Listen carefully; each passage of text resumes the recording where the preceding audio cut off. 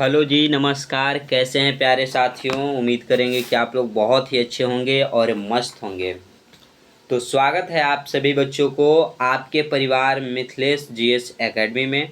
तो साथियों, मैं लेकर के आ चुका हूँ लुसेंट सामान्य ज्ञान का बच्चों निचोड़, लुसेंट किताब का पूरा निचोड़ साथियों, और एनसीईआरटी का संग्रह। इस क्लास में बच्चों हिस्ट्री, पॉलिटी, ज्योग्राफी, इकोनॉमिक्स और साइंस के अति महत्वपूर्ण प्रश्न आपको देखने को मिलेगा, जो कि पिछले बच्चों 30 वर्षों में किसी न किसी एग्ज़ाम में पूछे गए हैं। ये बच्चों जो आपका सेट है वो 100 प्रश्नों का सेट है। तो आप सभी बच्चे सुपर फास्ट तैयारी के लिए तैयार हो जाएंगे और क्लास में साथियों जुड़ जाइएगा। बच्चे से इतना ही रिक्वेस्ट रहेगा कि सभी साथियों चैनल को सब्सक्राइब कर दीजिएगा, और सब्सक्राइब करके बच्चों घंटी को दबा करके ऑल पे सेट कर लीजिएगा, जो कि सुबह का क्लास और शाम का क्लास है उसका नोटिफिकेशन आपको मिले और आप सही समय से क्लास अटेंड कर सकेंगे। सेशन को साथियों शेयर कर दीजिएगा सभी बच्चे। अच्छा लगे क्लास तो लाइक कर दीजिएगा, ठीक है। तो ज़्यादा टाइम ना लेते हुए मेरे भाई क्लास को हम स्टार्ट करते हैं। चलिएगा पहले प्रश्न की ओर देखेंगे सभी साथियों। प्रश्न है दोस्त, कौन सा देश हजारों झीलों की भूमि कहलाती है? हजारों झीलों की बच्चों भूमि जो है वो कौन सा देश को कहा जाता है?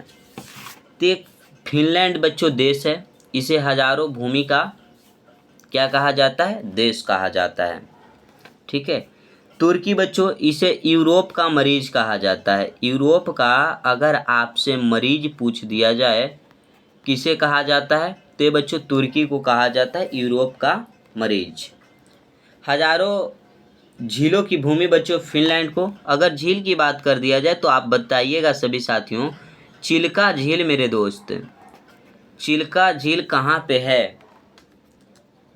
सभी मेरे भाई बताएंगे कि चिल्का झील कहाँ पे है। तो ये भारत में है, और भारत में बच्चों कौन से स्टेट में है, कौन से राज्य में है?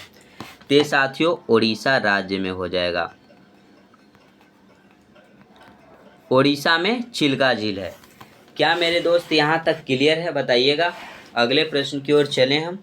अगला देखिएगा, विश्व में चांदी का सर्वाधिक उत्पादक है। देखिए बच्चों, चांदी का उत्पादन सबसे ज़्यादा कहाँ होता है ये आपसे पूछा गया है, और मैं बताऊंगा। ऐसा बात नहीं है कि छोड़ दूंगा बच्चों।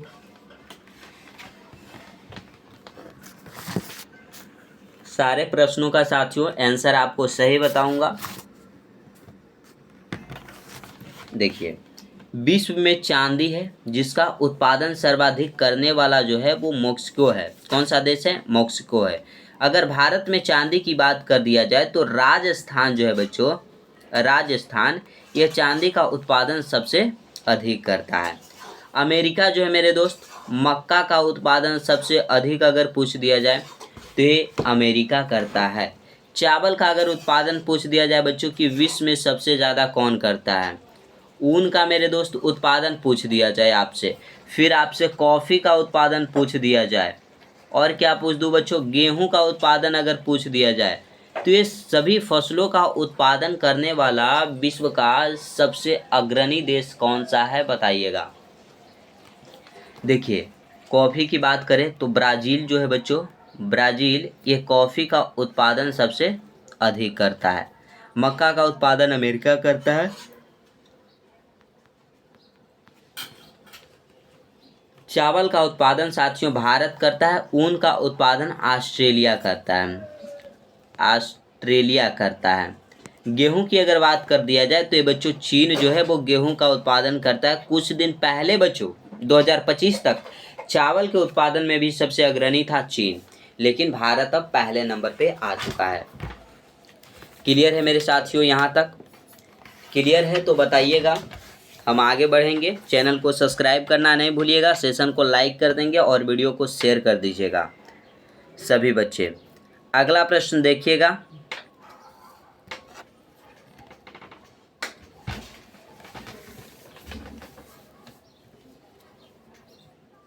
संविधान के अनुच्छेद 352 के अंतर्गत आपातकाल में भी कौन सी मौलिक अधिकार नहीं किया जा सकता?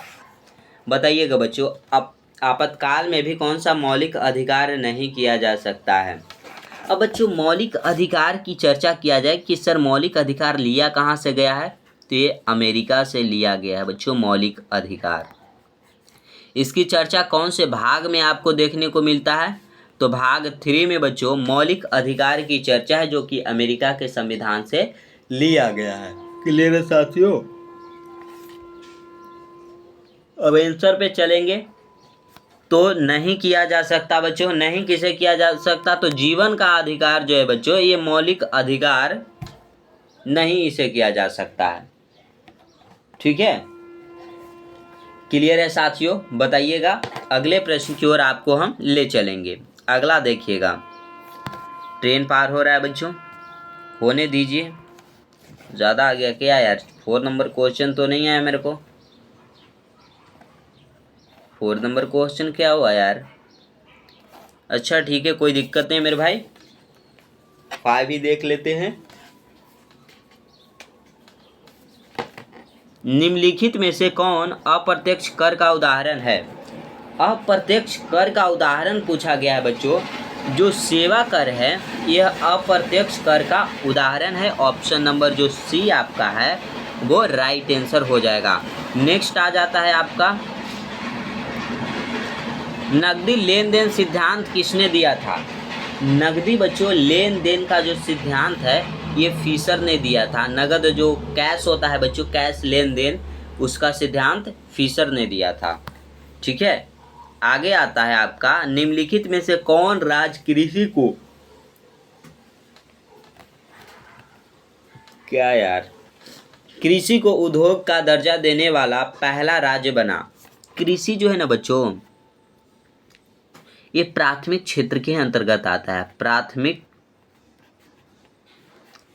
क्षेत्र, देखिए मी जो है ना बच्चों इधर से हो जाएगा, ठीक है, और सही होगा। अब देखिए, निम्नलिखित में से कौन सा राज्य कृषि को उद्योग का दर्जा देने वाला पहला राज्य बना। सभी साथियों कमेंट बॉक्स में आंसर को बताइएगा।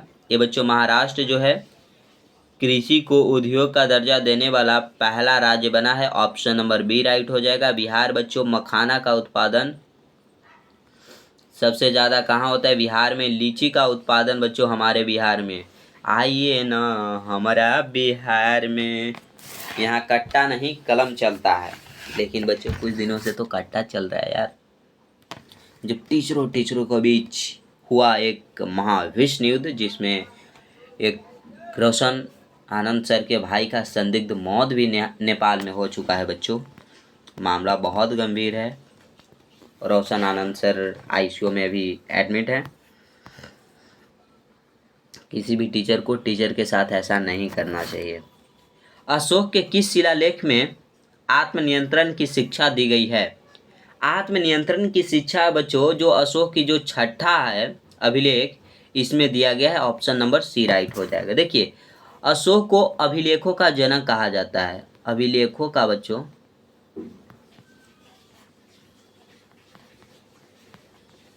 जनक, अभिलेखों का जनक किसे कहा जाता है,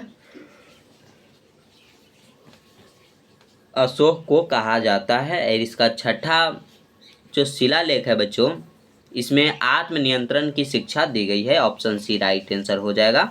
आगे बढ़िएगा, सैंधव सभ्यता के प्रमुख स्थल आलमगीरपुर किस नदी के किनारे स्थित है।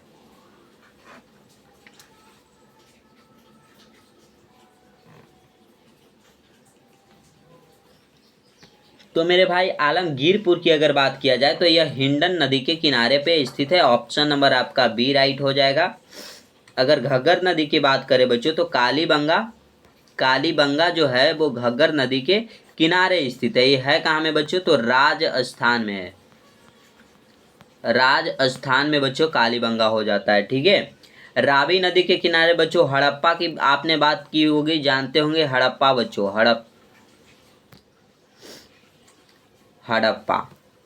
हड़प्पा बच्चों किस नदी के किनारे है, रावी नदी के। अभी पड़ता है कहाँ, वर्तमान पाकिस्तान में पड़ता है। ठीक है, हड़प्पा की खोज कब हुई थी, 1921 ईस्वी में बच्चों रावी नदी के तट पे खोज करने वाले व्यक्ति कौन थे? तो दयाराम साहनी थे। दयाराम बच्चों साहनी जी ने हड़प्पा की खोज की थी।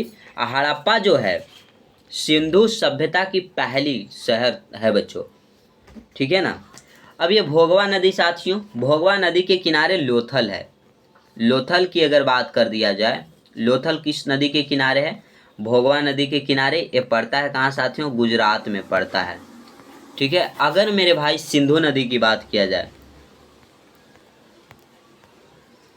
सिंधु नदी, तो सिंधु नदी के किनारे मोहनजोदड़ो है। मोहनजोदड़ो ये मेरे भाई सिंधु सभ्यता की दूसरी शहर है मोहनजोदड़ो, जिसकी खोज हो जाती है 1922 ईस्वी में सिंधु नदी के किनारे। और बच्चों इसकी खोज किसने किया? तो राखल दास बनर्जी। राखल दास बनर्जी जो हैं इन्होंने मोहनजोदड़ो की खोज की और यहाँ पे मातृ देवी की मूर्ति मिली बच्चों। विशाल अन्नागार मिला, विशाल स्नानागार मिला। कहाँ पे मिला है? ये मोहनजोदड़ो में मिला है, ठीक है।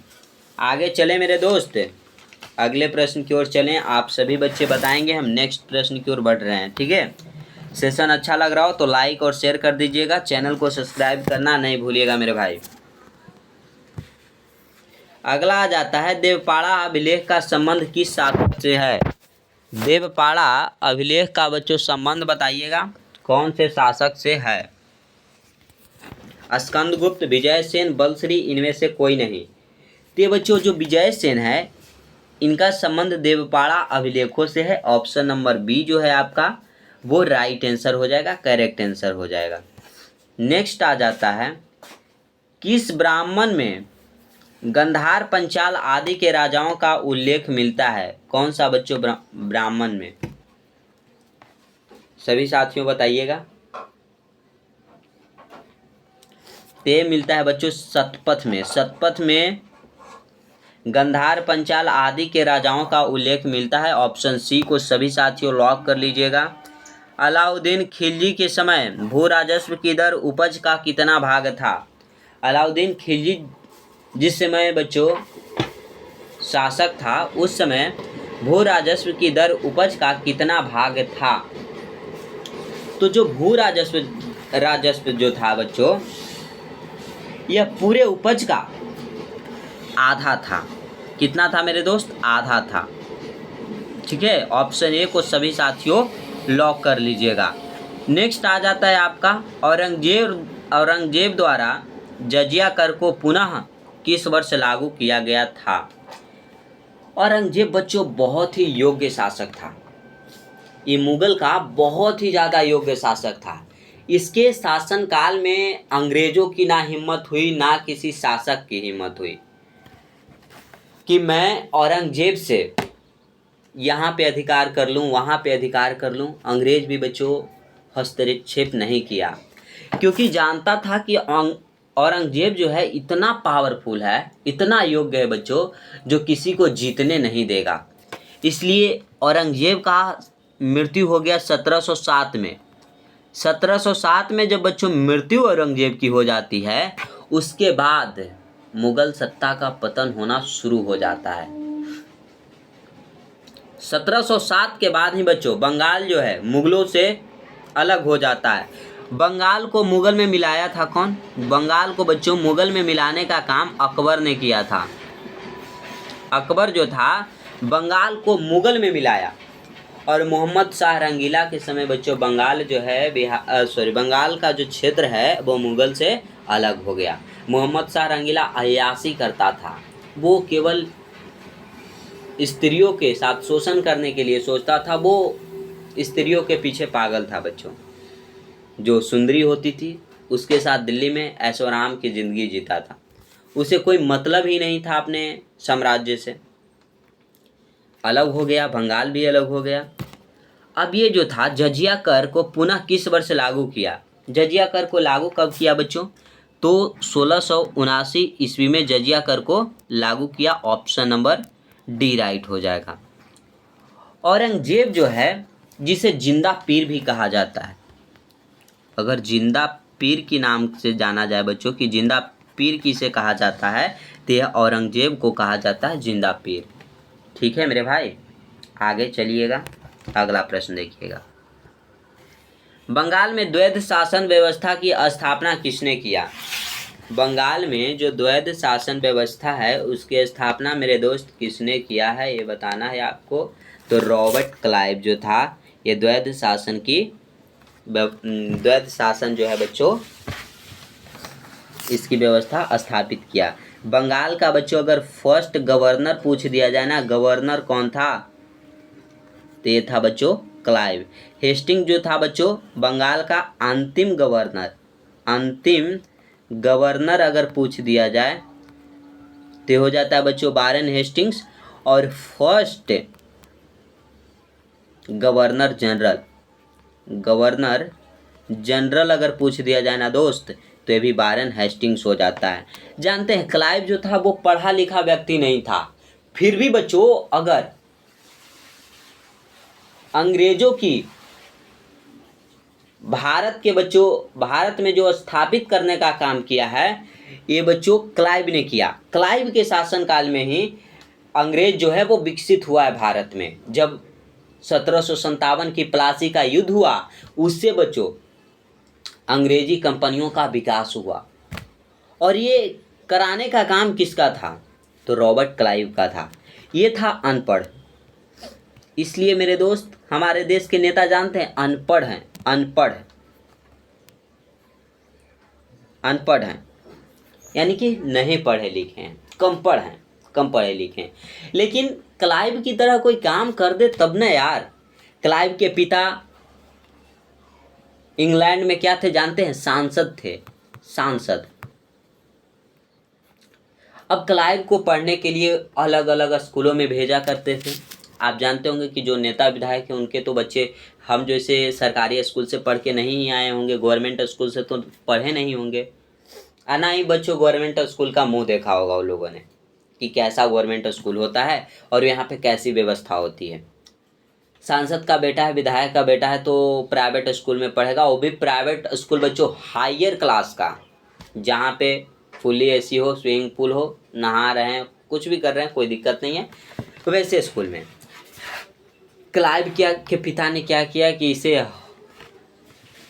कोई वैसा स्कूल नहीं होगा उसके एरिए का जहाँ पे एडमिशन नहीं कराया होगा, वहाँ का बुक नहीं लाया होगा।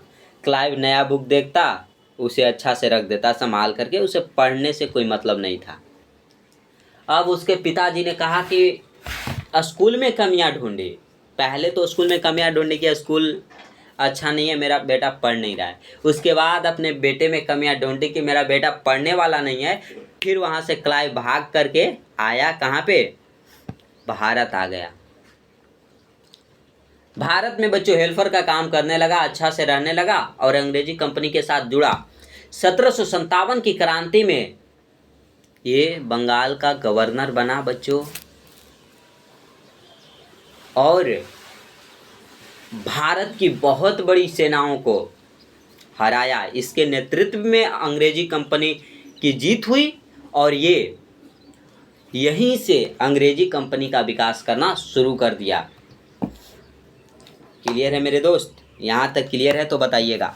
डलहौजी के शासनकाल में आप लोगों को हमने बताया डाक सेवा जो है बच्चों ये लाया गया था डलहौजी के द्वारा ही। रेल जो है बच्चों भारत में 1853 ईस्वी में जो चला था, ये इसी के शासनकाल में चला था। ठीक है ना, आगे चलिएगा। सहायक संधि को स्वीकार करने वाले राज्यों का क्रम। जो सहायक संधि है बच्चों उसको स्वीकार करने वाला जो राज्य है उसका क्रम है हैदराबाद, मैसूर और तंजौर। ऑप्शन नंबर ए आपका राइट आंसर हो जाएगा। नेक्स्ट आता है, देखिएगा, चर्चित किताब हैमलेट किसके द्वारा लिखी गई थी, तो विलियम शेक्सपियर के द्वारा बच्चों जो हैमलेट पुस्तक है उसको लिखा गया था।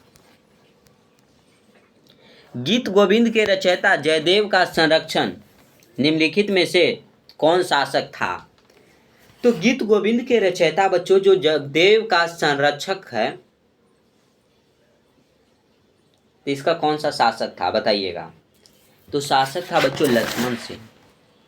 अगर लक्ष्मण सेन की बात करेंगे ना, लक्ष्मण सेन की बच्चों, तो आपके पैर तले जमीन खिसक जाएगा। ये जानता है सबसे डरपोक शासक था,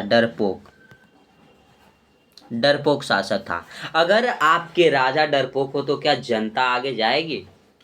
जब हमारे राज्य के, हमारे देश के शिक्षक गद्दार हों तो क्या स्टूडेंट उनके यहाँ जाएगा? नहीं जाएगा, कतई नहीं जाएगा मेरे दोस्त। अगर मैं आपको ठगना शुरू कर दूं, लूटना शुरू कर दूं बच्चों, क्या हमारे पे आप पढ़िएगा? हमसे पढ़ेंगे जुड़ करके? आप मेरे वीडियो को शेयर करिएगा? नहीं करिएगा। तो वही उसी तरह लक्ष्मण सेन जो था वो डरपोक था, बहुत ज़्यादा डरपोक था। कोई भी युद्ध हुआ पहले नहीं जाता था, अपनी सेनाओं को भेजा, पीछे वो छिपा हुआ रहता था। और लक्ष्मण जो था वो सेन वंश का था। लक्ष्मण सेन ये सेन वंश का था। सेन वंश का बच्चों ये अंतिम शासक था। क्या था? अंतिम शासक था। ये अंतिम शासक था। सेन वंश का संस्थापक था बच्चों सामंत सेन। सामंत सेन जो था वो सेन वंश का शासक था। और ये लक्ष्मण सेन सबसे डरपोक शासक था। इसका जिक्र होता है इतिहास में, आपको देखने को मिलेगा। नेक्स्ट आ जाता है, निम्नलिखित अधिकारी का संबंध ठगी के दमन से था। बताइएगा किनका संबंध ठगी के दमन से था? तो बच्चों अस्लिमेन का संबंध जो है ठगी के दमन से था। ऑप्शन नंबर बी जो है वो करेक्ट आंसर हो जाएगा। नेक्स्ट आता है, मदर टेरेसा का जन्म कहाँ हुआ था? मदर टेरेसा का बच्चों जन्म जो हुआ था अल्बानिया में हुआ था, अल्बानिया में। मदर टेरेसा की अगर बात किया जाए बच्चों तो ये पीड़ित व्यक्तियों को बच्चों सहारा देते थे, देखभाल करते थे। इनके लिए शांति पुरस्कार इनको भी मिला है। इनको बच्चों शांति पुरस्कार भी मिला है, शांति का नोबेल प्राइज।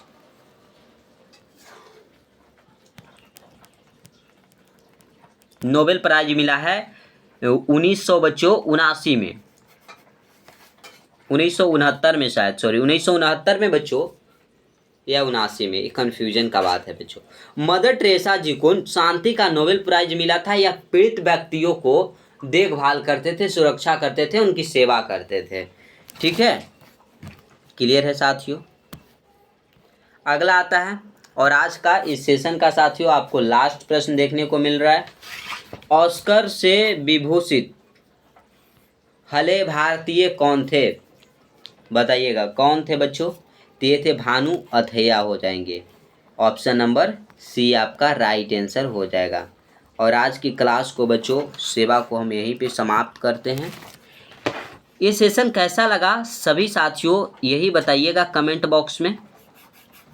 अच्छा लगा हो लाइक करेंगे, अपने दोस्तों में साथियों शेयर कर दीजिएगा। ठीक है, चैनल को सब्सक्राइब करना नहीं भूलिएगा। सभी बच्चे चैनल को सब्सक्राइब कर लेंगे और साथ ही साथ घंटी को दबाकर बेल आइकन को ऑल पे सेट कर लीजिएगा, ताकि डेली क्लास का बच्चों नोटिफिकेशन मिले और आप सही समय से सुबह की क्लास और रात की क्लास को अटेंड कर सकेंगे। ठीक है साथियों, तो आज के लिए बस इतना ही रखेंगे। जय हिंद, वंदे मातरम मेरे भाइयों।